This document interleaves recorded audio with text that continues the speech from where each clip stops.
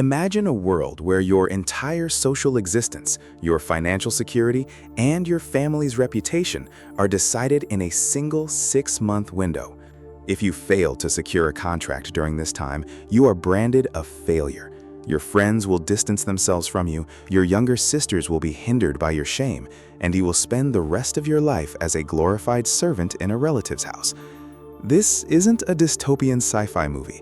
This was the London season in the early 19th century. We often look at the Regency era through a lens of rose-colored romance, thanks to Jane Austen or Bridgerton.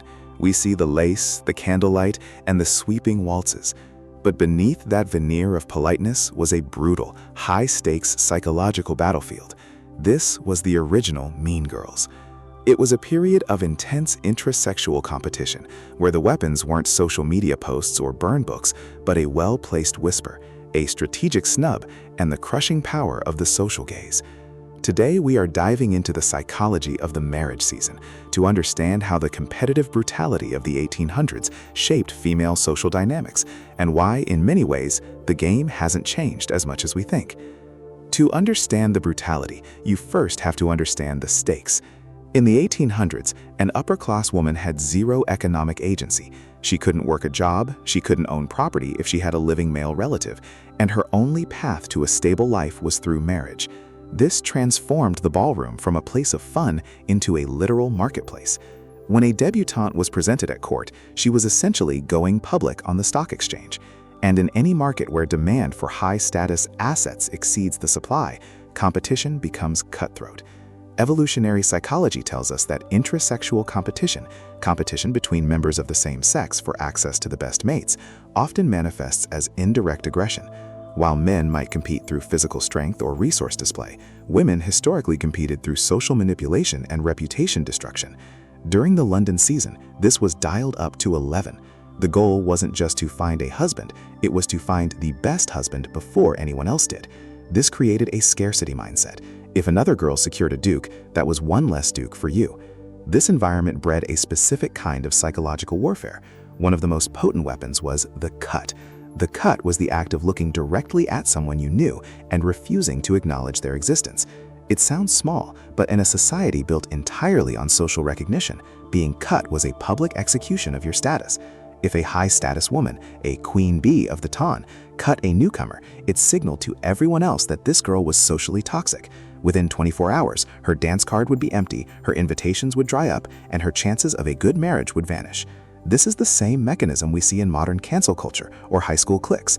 It's about using social exclusion to lower a rival's value. But who were the gatekeepers of this system? It wasn't the men. It was the older women, the mothers, the aunts, and the formidable patronesses of Almack's. Almack's was the most exclusive social club in London, governed by 7 lady patronesses. These women were the original Regina Georges. They held the power to grant or deny vouchers for entry. If you didn't have a voucher to Almack's, you didn't exist. This created a fascinating psychological hierarchy. To climb the ladder, young women had to perform a delicate balancing act. They had to be attractive enough to catch a man's eye, but not so bold that they triggered the defensive instincts of the older gatekeepers. They had to be friends with other girls to appear socially integrated, while simultaneously undermining those same friends to ensure they didn't get the better match. Think about the best friend dynamic in this context. A girl's closest companion was also her biggest competitor. They were often presented together, compared constantly by the same group of men, and shared the same social circle. This led to frenemy behavior that would make a modern reality star blush. A girl might helpfully suggest a dress color that she knew washed out her friend's complexion, or accidentally mention a small piece of gossip that would make her friend seem less desirable to a potential suitor. This isn't just pettiness, it's a calculated survival strategy. In psychology, we call this competitor derogation. By subtly lowering the perceived value of your rival, you increase your own relative standing. Now, you might be wondering, why did the men let this happen? The truth is, the system served them perfectly. The intense competition between women ensured that the best women, the ones with the most beauty, the most poise, and the most unblemished reputations, were served up for their choosing. The men were the judges, but the women were the ones building the arena and enforcing the rules. This brings us to the open loop of our story. What happened to the girls who lost? The term old maid wasn't just a descriptor for an unmarried woman, it was a psychological brand. To be a spinster was to be a failure in the only metric that mattered. These women often became invisible. They were relegated to the corners of the room, expected to look after other people's children, and lived at the mercy of their brother's or father's charity. The fear of this social death was the engine that drove the brutality of the season. It's why women were so willing to turn on each other. If the choice is between your friend's social ruin or your own, the biological drive for self-preservation wins every time. Let's pause for a second. If you're finding this dive into the dark side of history fascinating, make sure to hit the subscribe button. We analyze the psychology behind the social structures that still influence us today. Back to the ballroom. Another key psychological element was the gaze. In the Regency era, a woman was always being watched. Every movement, every laugh, every conversation was scrutinized by the ton. This constant surveillance led to a state of hypervigilance. Psychologically, this is incredibly taxing. When you feel that you are being judged at all times, you begin to internalize those judgments. This is where we see the roots of modern female body image issues and social anxiety. The fashion of the time, the empire waists, the tight corsetry, the expensive silks, wasn't just about aesthetics. It was about signaling wealth and discipline. If your dress was slightly out of date or your hair wasn't perfectly coiffed, it signaled a lack of resources or a lack of attention to detail. In a high-stakes market, any defect was a reason to be devalued.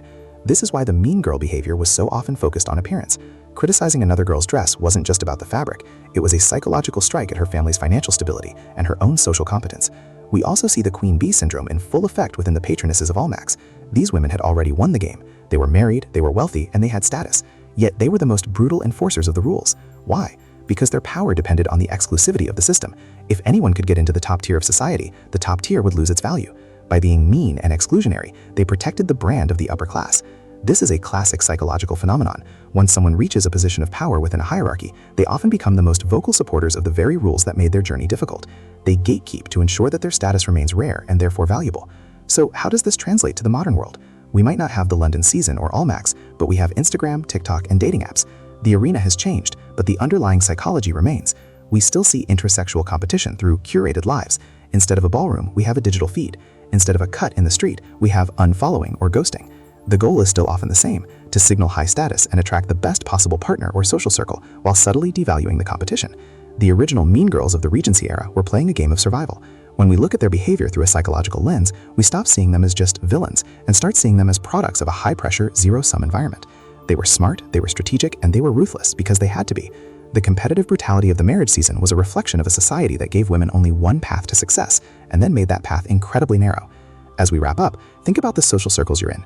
Do you see these patterns of gatekeeping, indirect aggression, or competitor derogation? The more we understand the history of these behaviors, the better we can recognize them in ourselves and others today. Understanding the why behind the mean is the first step in breaking the cycle. If you enjoyed this deep dive into the psychological history of the Regency era, check out our other video on the psychology of status symbols. And don't forget to like and comment below. Did any of these historical mean girl tactics sound a little too familiar? Thanks for watching.